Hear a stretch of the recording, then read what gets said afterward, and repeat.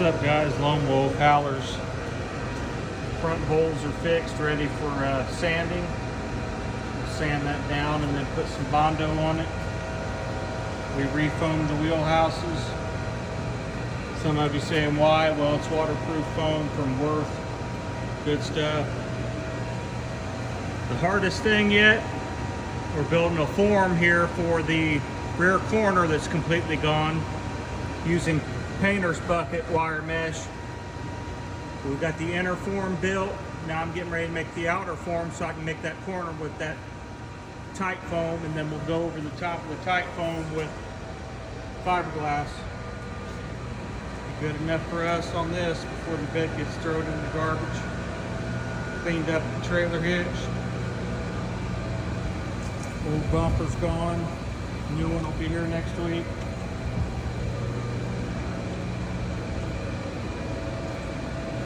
Front corner. I'll be back with you here in a minute when we get some more of this body work done, but my goal is to have this all painted by the end of the weekend. That way we can start putting the tail lights and bumper and everything back on it. This winter we're going to come back to the cab corners, doors and rockers. But this is how you hack on a budget. Right here. And we undercoated the wheelhouse. So, be back with you in a minute.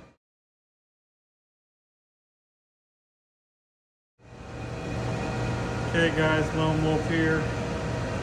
We got our corner foam expanding.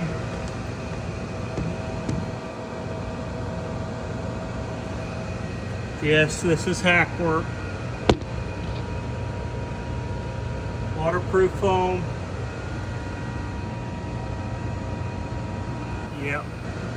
Hack work.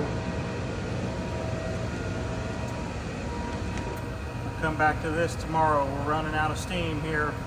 1 a.m. Still got to go eat some pizza. I'll holler at you tomorrow.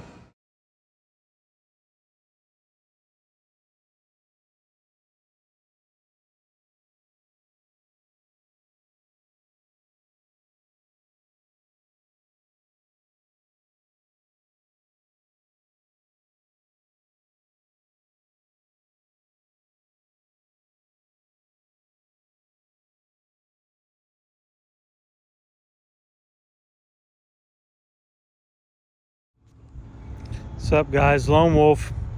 I know I told you it'd be the next day. Well, I guess in the magic of making videos, this is the next day as far as you know, but I'll bring you in here.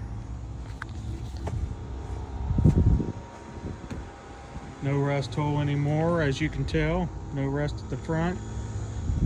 Don't pay attention to those cab corners. But the bed is now fixed as far as I'm concerned. New chrome bumper from China, new taillights from China. This is the first ever Forge 3500. That's Ford and Dodge. Yeah, Ford, Dodge. No more rust, no more rust. That's balling on a budget. All right, so there's that, guys. Yep. All right, so today, on this 6.7 liter Cummins, we are going to change the crankcase ventilation filter that's under this. Okay, in order to do that, guys, you're going to remove this shield right here. That is, if you don't already have the Banks or the Evil or the Speelab delete kit that deletes that garbage and that garbage. Thanks a lot, Obama. Off of these. This one is still emissions compliant, but you're going to pop out all of these 8mm bolts, 4 per side, 4 per side. This one right here is a studded bolt for your wiring harness loom. All right, you have one clamp back here. It has to come back. That's where your crankcase ventilation plugs in. Okay, this filter is to be changed out every 60,000 miles, guys. How many of you is really doing that? Probably slim to none. Now, I'm going to bring you in here in just a second. As soon as this filter cap, or this oil cap's off, I can pop this up and expose that filter for you. I'm going to show you something they also don't do, even at these high dollar quote-unquote diesel performance shops. And for a whopping $5, $6, $7, you're going to get this gasket here. This gasket is neglected, forgotten about, misused, mistreated, and abused. And you can't tell me that 300,000 miles truck, that O-ring is just, it just needs cleaned up with brake clean. Some of you saying, well, if you're on a budget like you, Lone Wolf, why would you buy that gasket? Because it's the right thing to do. Doing the mechanical work on something so totally different than fixing rust holes, guys. And anyways, I want to bring you in here as soon as that's popped up, and we're coming to get our dumpster if you're wondering what that noise is. So I'll bring you back here in just a second.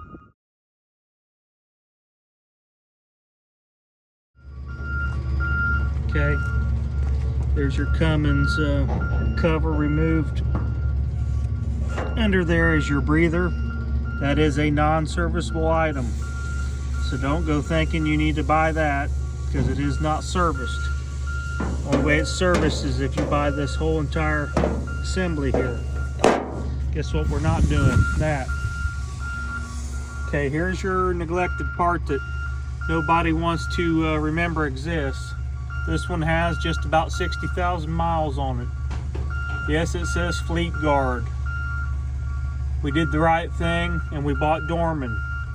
Why? Because it was the cheapest thing we could buy that had a name brand. So if we could have got away with the Fummins or Chummins from China, we probably would have, but it wasn't worth the risk. We know at least Dorman's going to be a good part. So anyways, guys, if you're wanting to know what the part number is, right there it is. If you want the Fleet Guard, again, it's my humble opinion after seeing the inside of an American-made product from Dorman that it's just as good as this. Just because it put that logo on there don't mean it's better.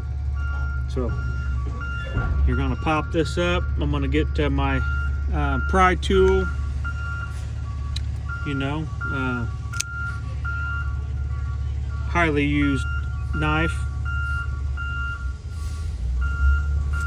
I'm going to get under there and I'm going to pry up. You're saying, well, Lone Wolf, there's the gasket. What I just tell you guys about the gasket. Okay, there's the old one removed. I can tell it's been well used. Filters inside of it's pretty dirty, as you can tell. Is it terrible? No. But here's the gasket that never gets serviced. Guess what? Today we're servicing them. So that'll wrap that up. We'll put the new gasket in there from Dorman, clean the rest of the mating surface here, and put the new part back in, and there you have it. Guys, thanks for checking out Howlers today. We hope you enjoyed this episode. Like, share, and subscribe. Click the bell for notifications, and we want you also to get over to Good Son of a Bitch podcast and get subscribed. You can find us at the @ Good SOAB podcast, one word, here on YouTube. We're also on Spotify and Rumble. So thank you again, guys. See you.